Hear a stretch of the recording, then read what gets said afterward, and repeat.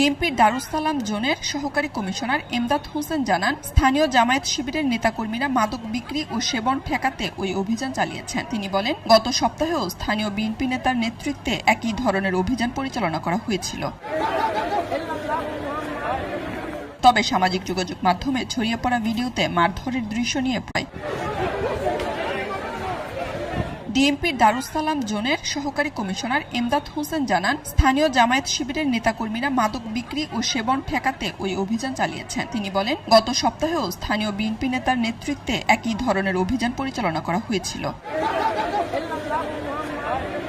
তবে সামাজিক যোগাযোগ মাধ্যমে ছড়িয়ে পড়া ভিডিওতে মারধরের দৃশ্য নিয়ে প্রায়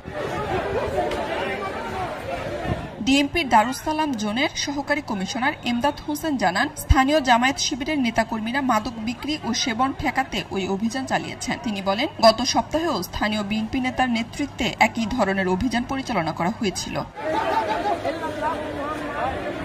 তবে সামাজিক যোগাযোগ মাধ্যমে ছড়িয়ে পড়া ভিডিওতে মারধরের দৃশ্য নিয়ে